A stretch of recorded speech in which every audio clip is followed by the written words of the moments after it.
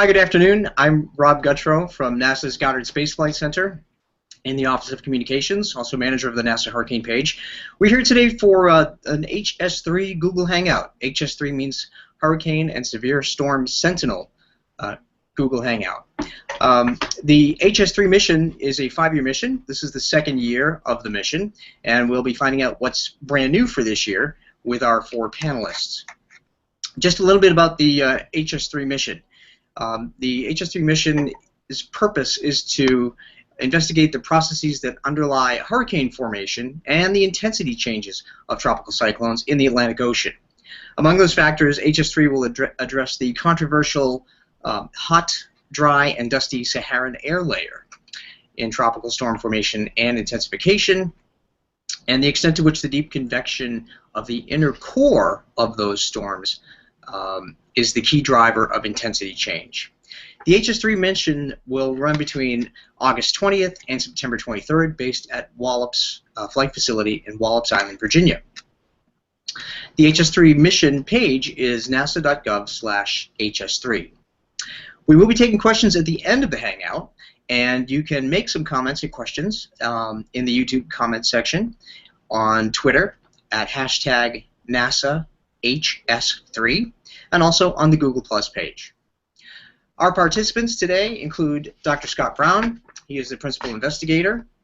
Tom Miller, a NASA Global Hawk pilot, live from the airplane hangar at Dryden, so you'll be able to see the Global Hawk behind him. Marilyn Vasquez, the HS3 project manager, and our guest Brian McNulty, a senior research associate at the University of Miami's Rosenstiel School of Marine and Atmospheric Sciences, and a Capital Weather Gang columnist. So we're going to start the Google Hangout by going over to Dr. Scott Brown. He's a research meteorologist here at NASA's Goddard Space Flight Center in Greenbelt, and he studies hurricanes from the inside and out. He was the HS3 principal mission investigator last year and again this year. He leads a diverse team of scientists and instrument specialists to investigate hurricanes and conduct experiments using unmanned aircraft to better understand the conditions that favor the storm formation and the development of major hurricanes. And here's Dr. Scott Brown to talk about what's new with the HS3 mission this year and the science behind it. Scott? Okay, thanks, Rob. Well, as Rob said, we're studying the processes that affect storm formation and intensity change, and we're particularly interested in the relative roles of the large-scale environment and inner core processes. And that, in terms of the environment, one of the things we're particularly interested in is the Saharan air layer, which has been controversial of late. There's been a number of studies early on that suggest that it can have a positive influence on storm growth, and that it aids storm formation and intensification, and a number of studies that suggest that it actually has an inhibiting effect on storm intensification.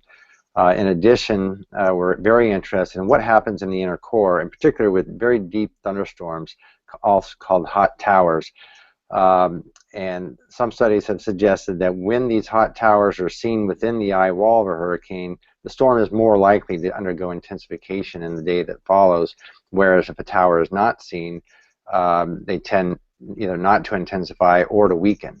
But it's still not clear whether these hot towers are playing an active key role in the development, or if they're maybe more of a passive indicator of other processes that are leading to the intensification. And so HS3 was really designed to try and look at both the environmental aspect of the problem and the inner core part of the problem. And to do that, we're using 2 of the NASA unmanned aircraft, one equipped specifically to look at the environment, and I'll describe a little later the payload that's on there, and the other is equipped with the payload to really look at the inner core, in particular the precipitation and winds within the eye wall and the rain bands. Last year was our first deployment, and in that deployment out of Wallops, we only had the environmental aircraft, and that was partly due to some logistical and technical issues with the other aircraft. Excuse me, your bud just fell out. But it proved extremely useful having that one aircraft to work out a number of the issues involved in a very complex operation, operating out of Wallops for the very first time, with a Global Hawk, with a science team that had never done this type of campaign in just this sort of way. So it was really a challenge. We had 6 flights that were done last year.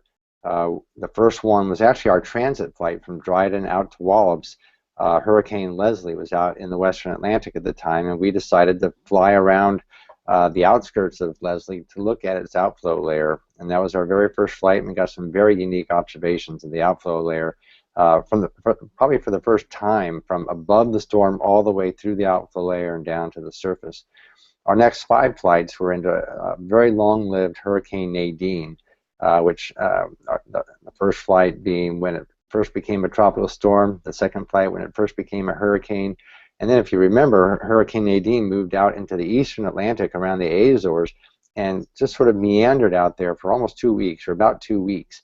And we were able to do 3 flights during that time, something that you really wouldn't be able to do with the manned aircraft because of the range and duration of the Global Hawk.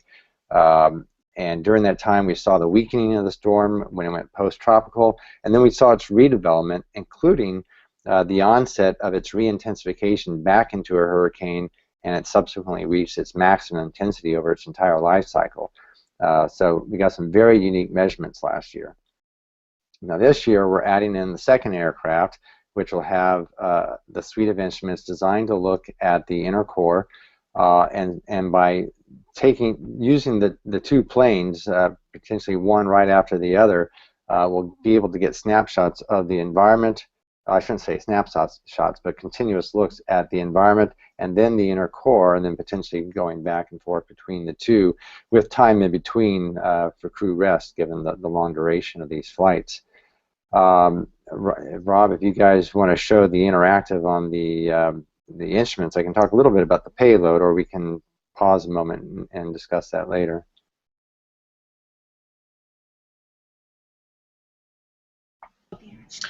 Okay, let's pull up the interactive, please.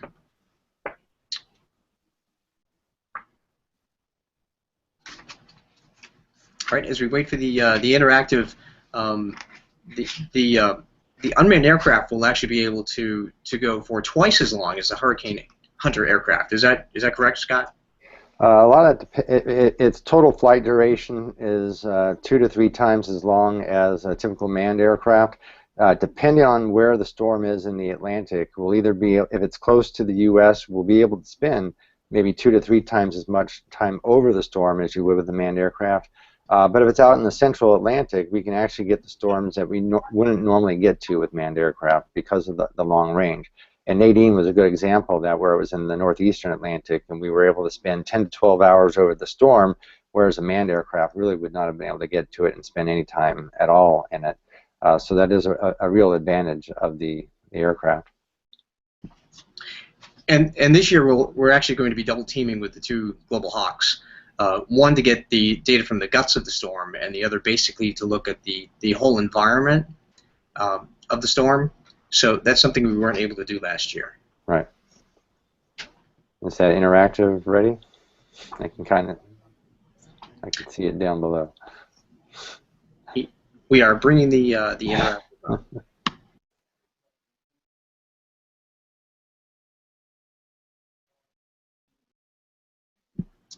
Let's take let's turn to some of the instruments on the Global Hawks as we wait for the interactive to come up.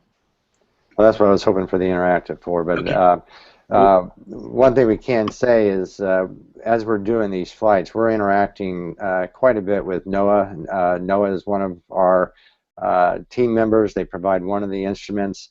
And the sort of the manpower behind operating the instrument and processing the data. In addition, they're providing a few of the pilots and some of the ground crews, so they're a significant partner for us.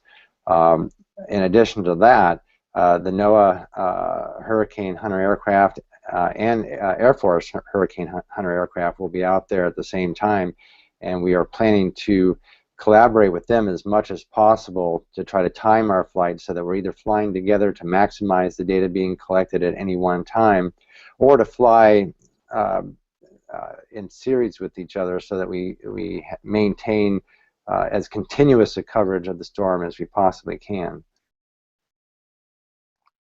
So if the interactive is not going to be up, I can just go ahead. It's up and running. You just look on the bottom of your screen there.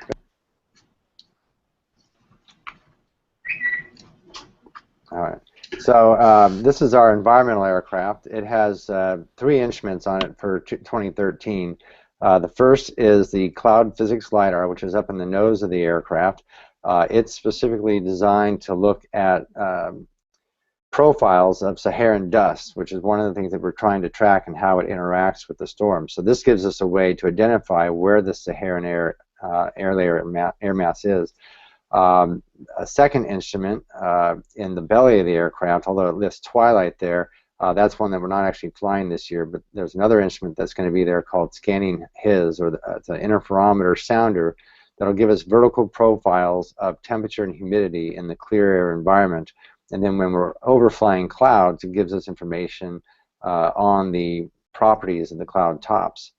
And then at the back of the aircraft, there's an instrument known as AVAPS, which is a dropson system. So it releases a small tube from the aircraft that floats down to the surface on a parachute, and as it's going down, it collects information on temperature, humidity, pressure, wind speed, and direction with very high vertical resolution. So we get very detailed measurements of some of the vertical structures. And that's one of the instruments that we also then can feed in to some of the operational centers and potentially into some of the forecast models. Now, we had also planned to fly a wind LiDAR that would have been in the belly of the aircraft that would provide continuous wind speed and direction measurements in the clear air, but there's been some issues with that we haven't been able to fly it yet. I guess I won't get into that part. If you can go to the other aircraft, our Overstorm aircraft is carrying the Plan 3 instruments, which are Hamster in the nose of the aircraft. It's a microwave sounder that's capable of giving us sort of low-resolution vertical profiles of temperature and humidity in both clear and cloudy air. And then when we're in precipitating areas, it gives us information on the vertical precipitation profiles. In the belly of the aircraft is a dual-frequency conically scanning Doppler radar. So this provides information on both wind speed and direction and precipitation profiles within the storm. And then when we're outside of precipitation areas, it can give us wind speed and direction at the surface to look at the overall surface flow. And then in the tail of the aircraft is an instrument that's a microwave radiometer that gives us a broad swath of surface wind speed and precipitation information. So in one pass of the storm, we'll be able to map out the surface wind speed field and look at the structure of the wind maximum, how broad the wind speed maximum is, and things of that sort. Now this year, it's not on the interactive diagram, but we're also flying what we call a piggyback instrument, something that got itself funded to ride along with us, and it's a gamma ray detector looking at gamma rays emitted from lightning within the storm. So those are the instruments that we have for this year.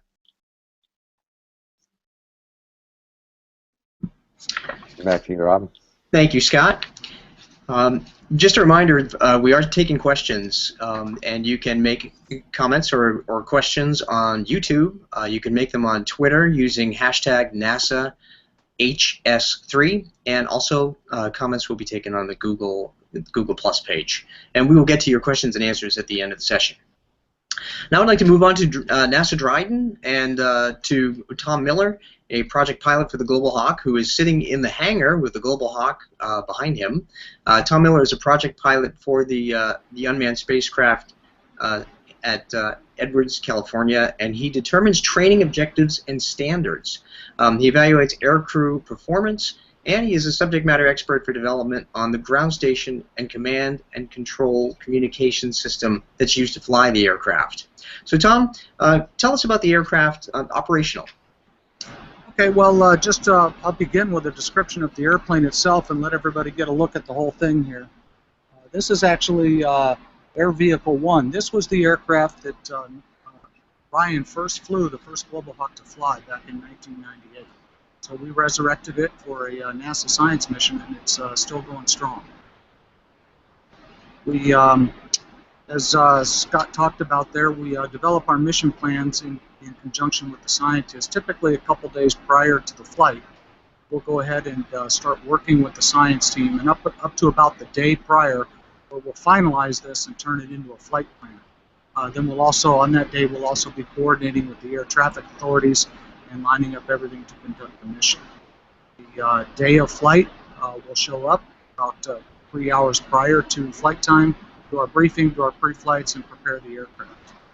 During all the time this is going on, the ground crew has been working really hard getting the aircraft ready to go. So we'll conduct the pre-flight, and then we go ahead and launch the aircraft using local command and control links.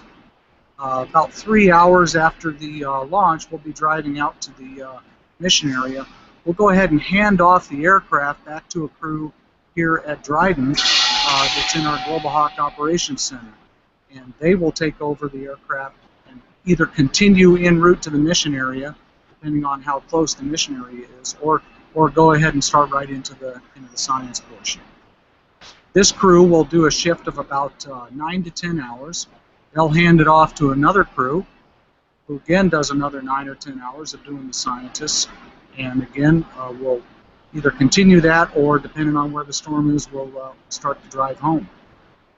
Approximately 4 hours prior to landing, they'll hand the aircraft back off to the crew at Wallops, the recovery crew, and that crew will then effect the join up with the chase aircraft and go ahead and land. So as far as how the airplane flies, it's very similar to flying any other airplane, just kind of a full-time autopilot. We drive the airplane around and work with the scientists to achieve whatever objectives they need to accomplish. And again, the mission depends on whether we're flying the overstorm aircraft or the environmental aircraft as to how complicated it is.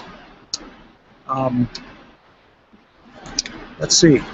What else can I talk about here about the airplane? Some of the challenges that we talked about and the advantages. Obviously, one of the advantages of using an unmanned aircraft is that we do have the endurance. We don't have to carry a full crew. We swap out during the flight. So that's a big advantage that this aircraft offers, whereas a manned aircraft is typically limited to the endurance of the air crew. We can change ours out right in the middle of the mission.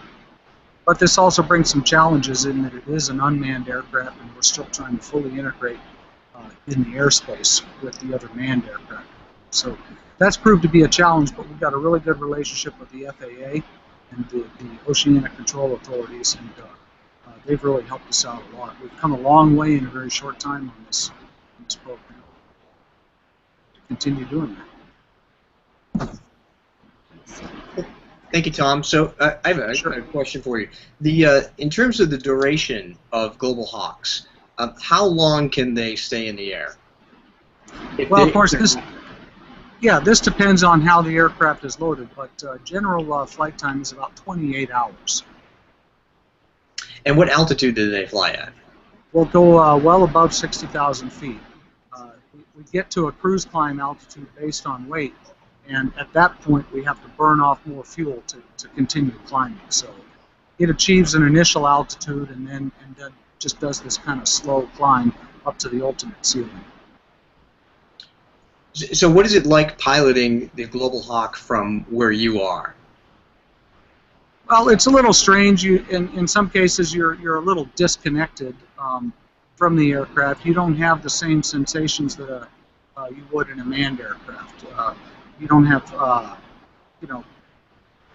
sound, the sound of the aircraft, the sound of the engines, the seat of the pants sensations, the G-forces that come on an airplane when you're flying. You know, if something were to go wrong, for example, and the engine were to roll back, you don't hear that as you would in a manned aircraft. So that brings its own challenges. Basically, all we have is sight, what's projected on the computer screen. So it's a bit like flying any other aircraft but on a full-time autopilot.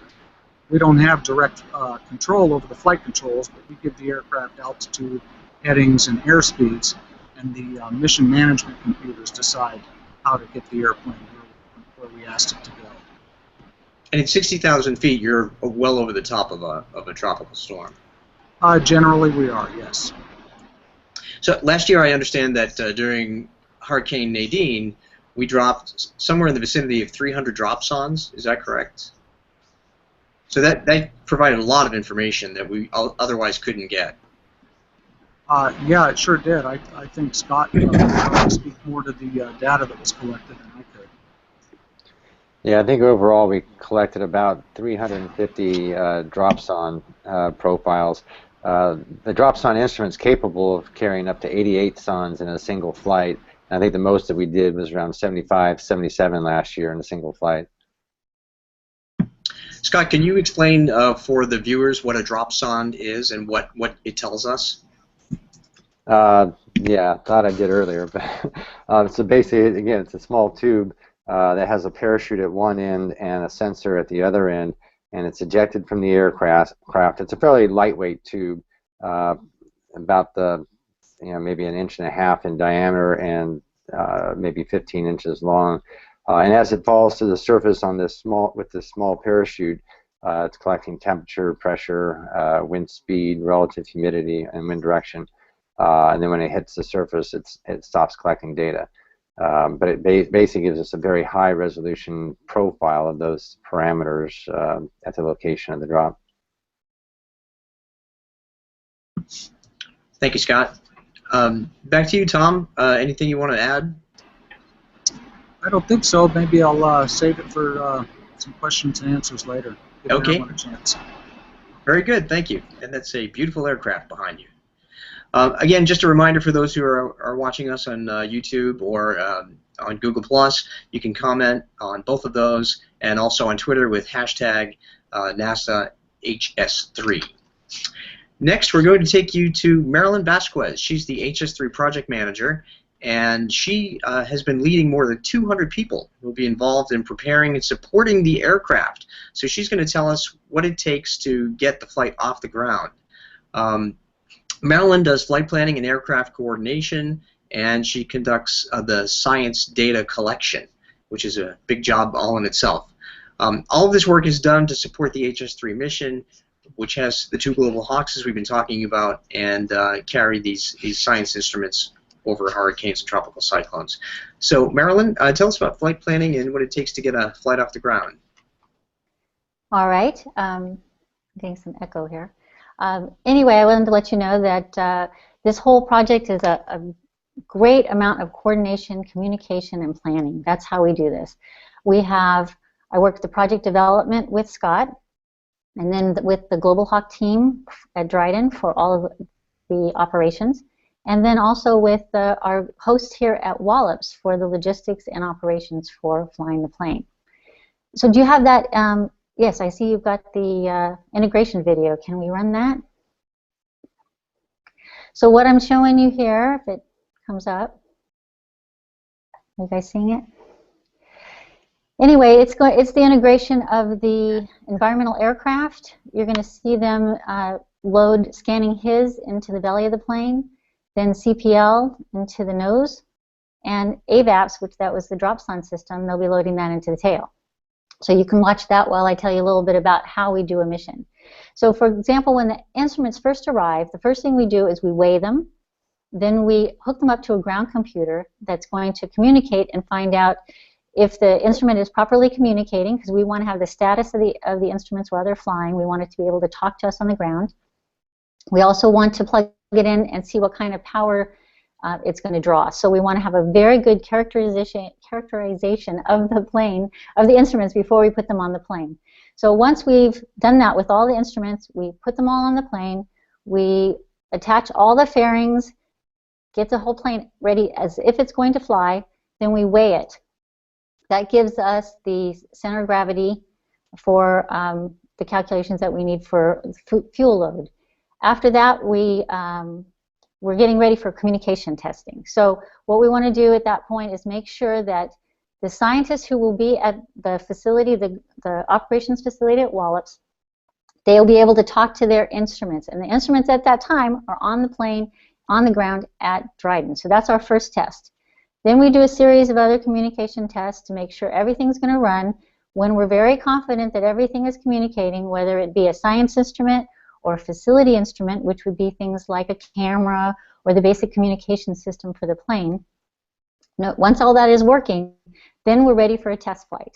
So at that point, we fly the plane in the area right around Dryden to make sure that all the instruments are working well, communicate well. They fly for about 5 hours, and at that point, we're ready for a transit flight. So we are at that point.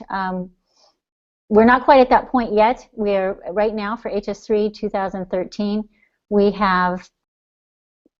Sorry, I keep seeing Rob, so I'm distracted. I'm not seeing the video. Sorry, Rob. So there, that's better.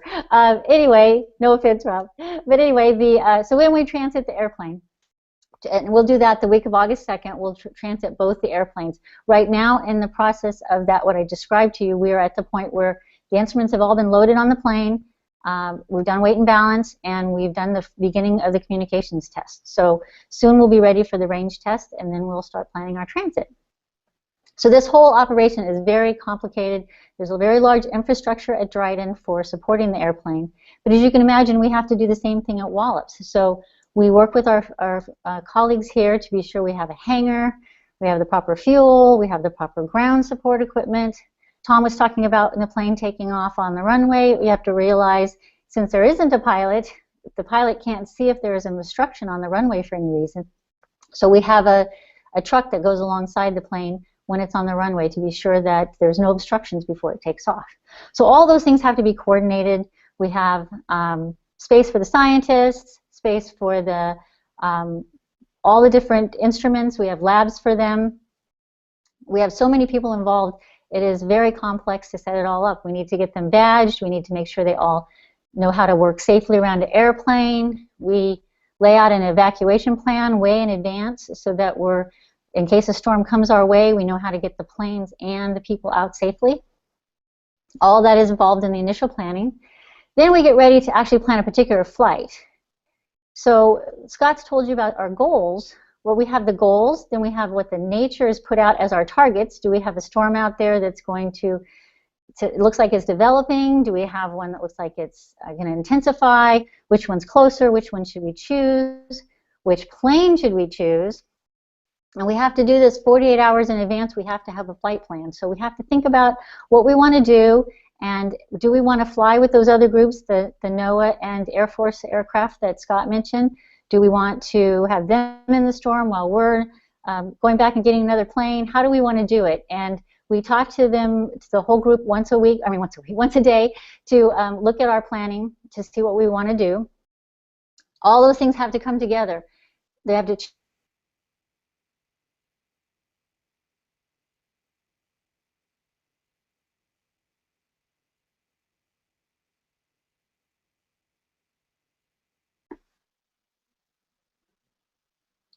Hey, Rob, I think we lost her feed from Wallops.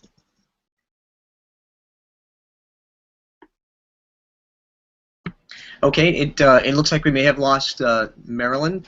We're getting a lot of great questions, which we will begin to address. First, though, I'd like to go over to our guest, Brian McNulty. He's a senior research associate at the University of Miami's Rosenstiel School of Marine and Atmospheric Sciences in Miami.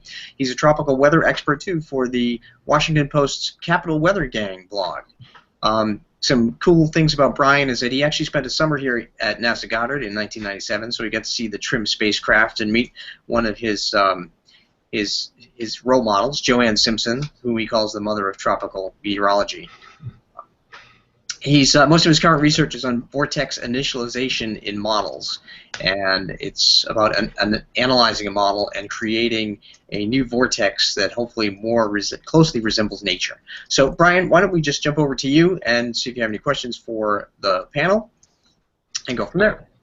All right. Thanks, Rob. I appreciate the invitation to be on here with the experts from HS3 program. Yeah, the work being done by this is incredible. Being able to go out to the far eastern Atlantic and look at storms is certainly a unique opportunity.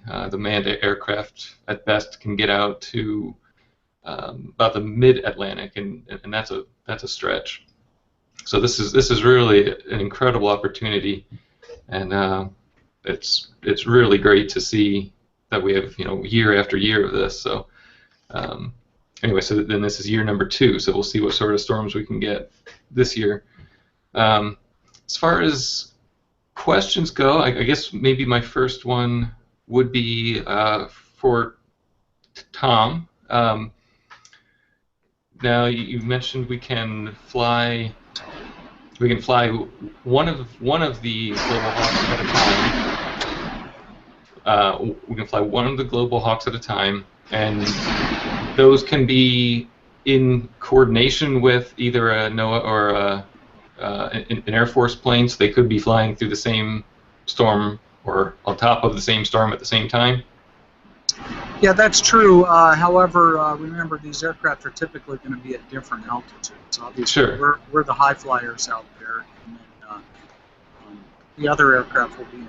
But we do have a pretty good communications plan. This is something we've been working on for a long time. In fact, it's been years in development. We've been NASA and NOAA have been doing hurricane research for a long time. So that's key, as Marilyn said, is the coordination between all of these different agencies. So we have this plan that we use, and we follow the plan.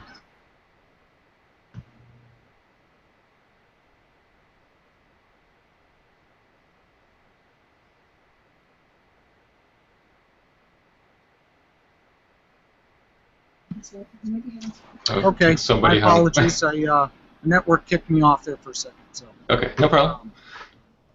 So we follow this plan pretty closely to make sure that everybody is not in the same airspace at the same time, and we're not dropping things in a place where we won't want to drop them. So right. That's the key there. And Marilyn does a really good job corralling everybody together and keeping us on this plan to make sure that we're following.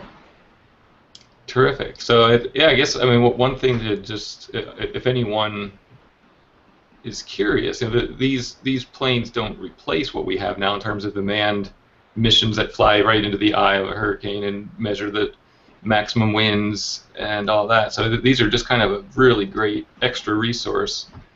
Go ahead. Yeah, that's true, Brian, and that's really the same for any aircraft. All aircraft are good at doing certain things, and really the key is combining all of these aircraft together and using the advantages of each of them. It provides a lot of synergy for the whole project as a whole. Absolutely, yeah, it's wonderful. And being able to go out and get the wind fields from storms in the far eastern Atlantic is something we've never been able to do. And then again, the big push on being able to understand the dry air coming off of Africa, these Saharan air layers, is a huge mystery. What impact that has on hurricanes and how fast they strengthen, or if they strengthen at all. There's some proof that the Saharan air layer can actually help storms, and some on the flip side that it's not so good for them. Maybe a question then for Scott would be, what happens to these instruments after HS3 is over? Obviously, there's some great instruments at work here. Do they just get retired, or what's their future? No, they won't be retired. All these instruments are generally funded through various research programs. So right now they're committed to HS3 for 3 years of flights. When this is done, they'll likely be trying to get funding for additional support for other campaigns. For example, HS3 was funded under the first round of NASA's Earth Venture suborbital call back in 2009. And right now they're going through the process of getting new proposals, and next year they'll make selections for a new round. And so it's possible that some of these instruments will get funded for other projects, whether it's hurricanes, winter storms, maybe more climate and chemistry. Well, these wouldn't be necessary for climate and chemistry. Some of them might be. But basically, they're tied to opportunities for funding. And so it's kind of hard to say what will happen next for a lot of these instruments, other than that they'll eventually find their way into another project somewhere. All right, and speaking of that, is there ever, have you guys kind of put on the wish list being able to have a global hawk in the long term for hurricane recon? Well, with NASA, with HS3, again, it's only funded for the 5 years, and there's no real plan for the long term within NASA as regular reconnaissance, since we're more research oriented rather than operationally oriented. However, we are having some discussions with NOAA. NOAA has a very deep interest in using the aircraft for both hurricanes and winter storms, and there are some discussions at high levels about trying to make at least one of the aircraft, or maybe both, available to NOAA, contingent upon being able to work out some of the funding issues. Terrific. All right, I think that's my main questions right now. Thank you, guys. All right, thank you, Brian. We have quite a number of reporter questions and questions from Google, YouTube, and Twitter. The first question is from Carrie Rose, and Carrie has addressed to Scott. Scott, she would like you to restate which piggyback instrument is being added to the Overstorm aircraft. Well, the acronym for the instrument is ADELE, A-D-E-L-E. I can't off the top of my head remember what the acronym stands for, but it's a gamma ray detector. So basically, it's looking for gamma rays that are emitted from lightning at the top of the storm. Well, the gamma rays are emitted from the top of the storm, and so they're relatively rare events, but this was an opportunity for them to get on a high altitude aircraft where they might be readily able to see these types of phenomena. And Adele is not named after the pop singer who sang Skyfall, by the way. And by the way, we're getting a lot of questions about whether or not HS3 will see a Sharknado, and the answer to that is no. So for everybody who sent out that question, we could just move on from there. No, Sharknadoes occur on too small of a scale. Thank you, Scott. Another reported question. This question is, how do the instruments on HS3 compare to the instruments that are already in use by satellites?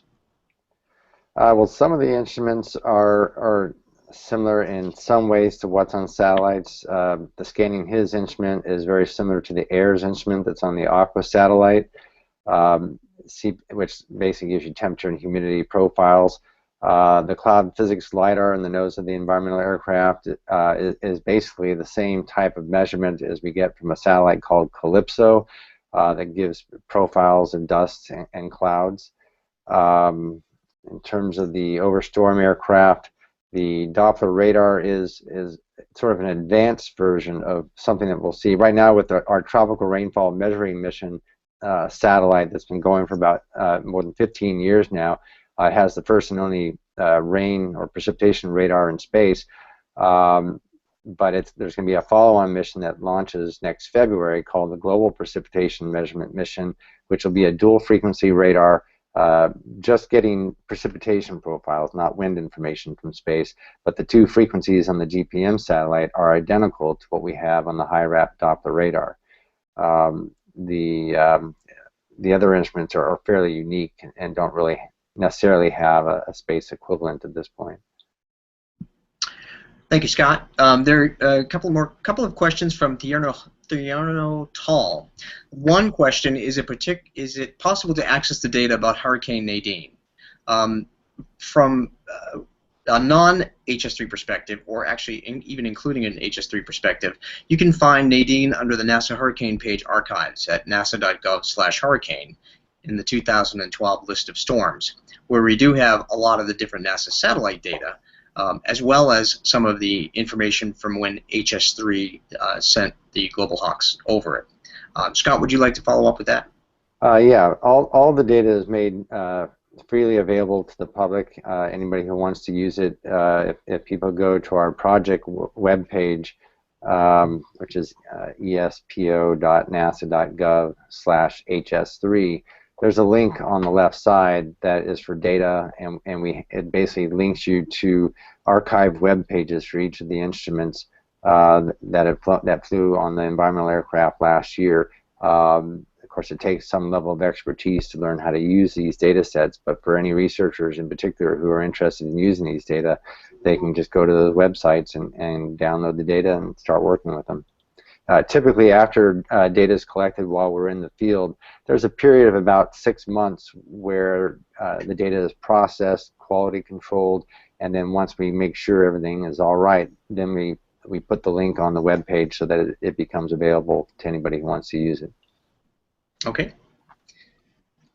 Thank you, Scott.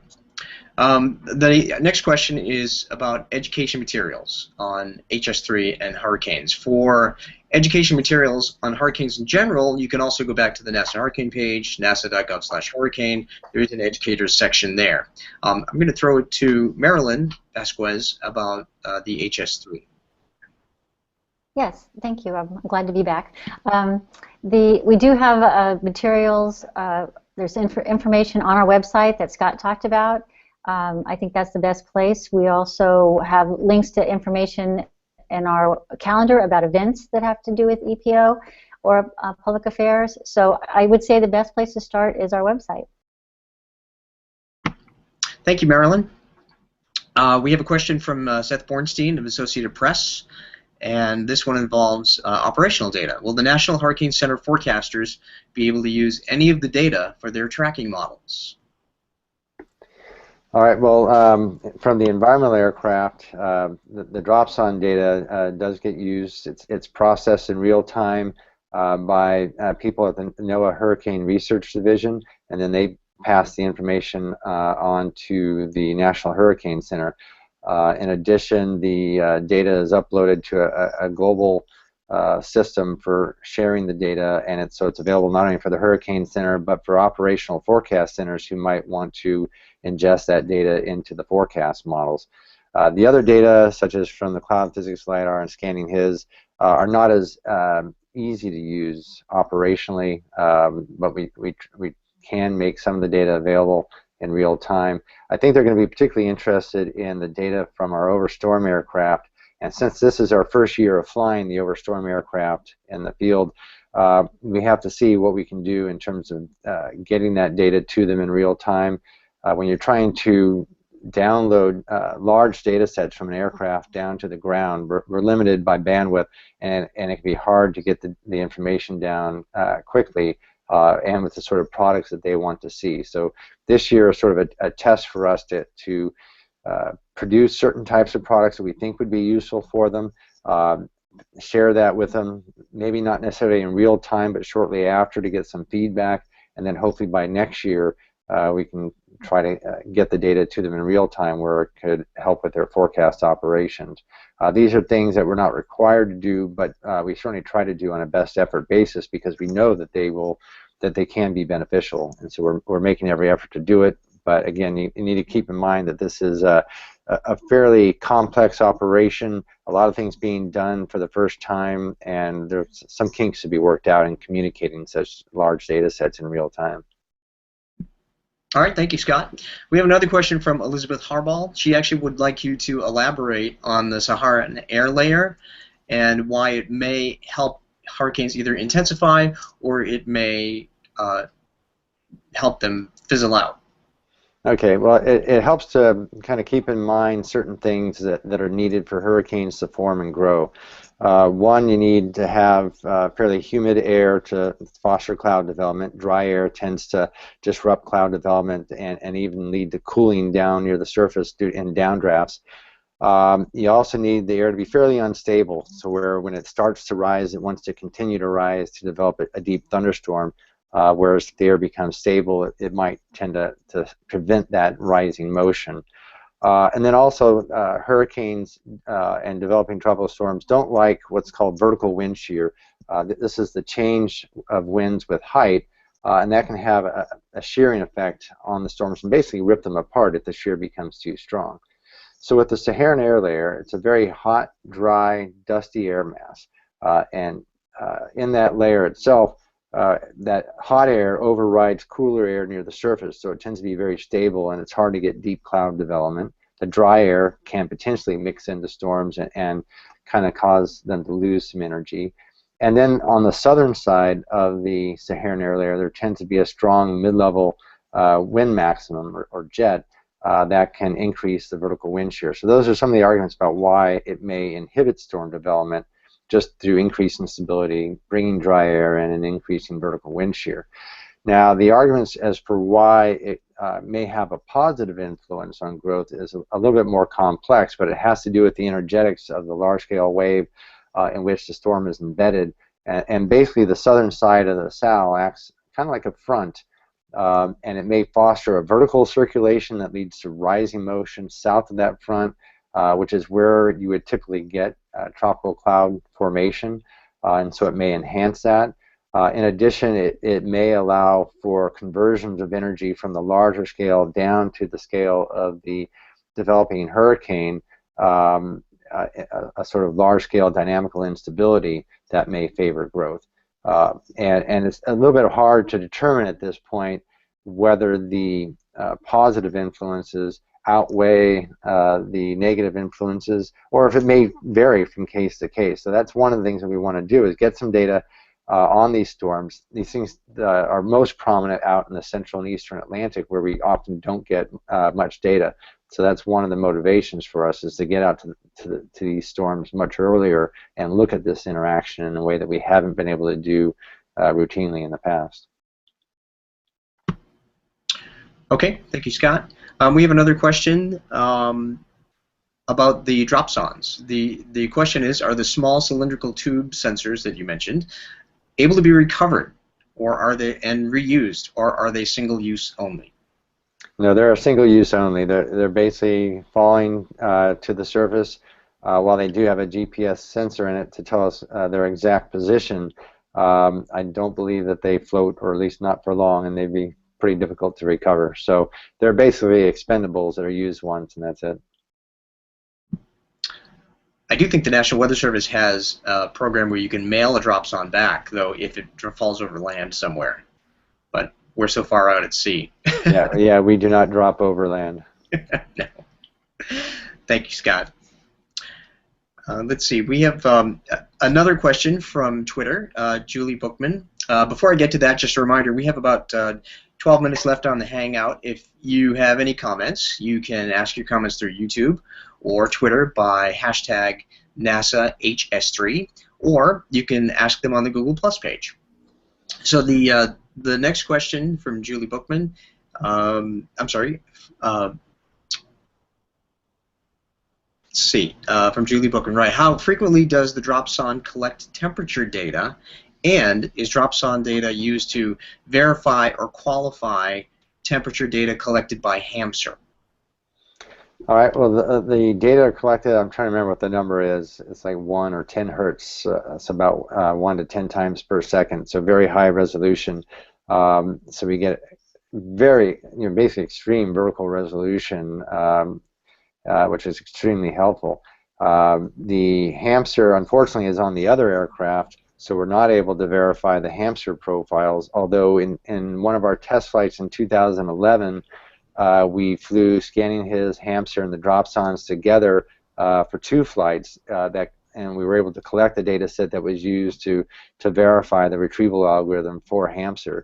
Now, within our hurricane flights, Scanning His and dropson are on the same aircraft, and Scanning His also gets vertical profiles of temperature and humidity, primarily in the clear air. So we are able to use the dropson data to validate or verify the Scanning His information. Okay, thank you, Scott. We're actually seeing a video of a flyover from the belly of the Global Hawk right now as it flew over Hurricane Carl in the eastern Pacific Ocean. And I think that was from the GRIP mission in 2010. There's another question that came through from Christopher Anderson, and Christopher wants to know, was the Global Hawk custom made by Lockheed, or was it repurposed from the Navy or Air Force version? I guess we can go over to maybe Tom or Scott, whoever wants to answer that. Yeah, I could probably speak to that. Like I mentioned earlier, this aircraft behind me was actually the technology demonstrator built by Northrop Grumman Ryan back in mid-90s, and it first flew in 1998. So these aircraft were accessed by the Air Force, and so we repurposed them. They are essentially what the Air Force had flown as their Block 10 aircraft. They have a larger version of it now that they're flying operationally. And NASA has actually obtained a couple more of those aircraft we hope to use on future missions. Thank you, Tom. We have one more question. It says, how many research planes will be flying during a hurricane at one time? Will both planes be flying, or will it just be one? Well, we'll always be flying just one at a time. As part of HS3, we don't have the capability or manpower at the moment to fly both simultaneously. In terms of the number of aircraft that could be flying in the storm at any one time, it could be multiple aircraft. You could potentially have one of our Global Hawks, the NOAA P3 aircraft, which is sort of a mid-level flying aircraft. There's a NOAA Gulfstream 4 aircraft that flies at somewhat higher altitude. And then potentially Air Force aircraft out there as well. Back in 2010, during our GRIP campaign, our Genesis and Rapid Intensification Experiment, at one point we actually had, I think, 5 aircraft in the storm at one point. There was 3 NASA aircraft, 2 NOAA aircraft, and at various times an Air Force aircraft. So it is possible to have multiple aircraft operating at the same time. Thank you, Scott. Before we get back to questions, I just want to identify the partners, because this is quite an immense effort of coming together. There are several NASA centers involved with HS3. Wallops Flight Facility is one center where the Global Hawks will be based. We have Ames Research Center. The Earth Science Project Office is located there, and they manage the project. Goddard Space Flight Center, the Dryden Research Center, where Tom Miller is broadcasting from, the Marshall Space Flight Center in Huntsville, Alabama, and NASA's Jet Propulsion Laboratory in California. In addition to NASA, though, there are other outside partners that have contributed quite a bit to this mission. NOAA's Hurricane Research Division is a part of this mission, and the Earth System Research Laboratory. The National Centers for Environmental Prediction, the Naval Postgraduate School, the Naval Research Laboratory, Northrop Grumman, NCAR, the National Center for Atmospheric Research, State University of New York at Albany, University of Maryland, Baltimore County, University of Wisconsin, and the University of Utah. So as you can see, this is quite an effort that brings together all of these scientific organizations. Just a reminder before we get to the next question that all of these videos and images will be on the NASA HS3 website, nasa.gov/HS3. And we also have additional information on the nasa.gov/hurricane page. Okay, let's take another question. Let's see, from Twitter. Bear with me for just a moment. What was the deadliest storm of 2012? We'll throw that one over to Scott, I think. You know, I don't have that information offhand. My focus last year was primarily while we were in the field. Superstorm Sandy was probably the deadliest, but I can't confirm that. It's certainly the most damaging, probably. Brian, do you happen to you want to add into that? Yeah, I don't have that right on hand either, but I think that's correct. The only other storm of significance that made landfall was Isaac, and that did cause some issues too. But no, I don't have that right in front of me. It would be on the National Hurricane Center website, though. You can look up the previous years or any year's tropical cyclone reports, or TCRs they're called. So they can just look on the nhc.noaa.gov and look for the tropical cyclone reports. Okay, thanks, Brian. One more question from YouTube. Do you stage locations overseas for other tropical cyclone areas besides the Atlantic? For HS3, we're not. We're simply focused on the Atlantic. There is another Earth Venture suborbital project called ATREX, which expects to have one of their deployments out of Guam, I believe, this year, and Tom can probably speak more to that. Yeah, that's correct, Scott. We plan to go to Guam early next year. All right, thank you both. Brian, do you have any additional questions for the team? No, I don't. This was a lot of very good questions asked by some other folks too. Okay. Marilyn, Tom, and Scott, are there any other things that you want to mention that we did not bring up yet? Can't think of anything. Okay. So the first flight is August 20th, and that's departing Wallops. That'll be the first potential science flight. Our operational window for science flights is August 20th to about September 23rd. Of course, whether or not we fly that particular day or any other particular day depends on whether targets are available.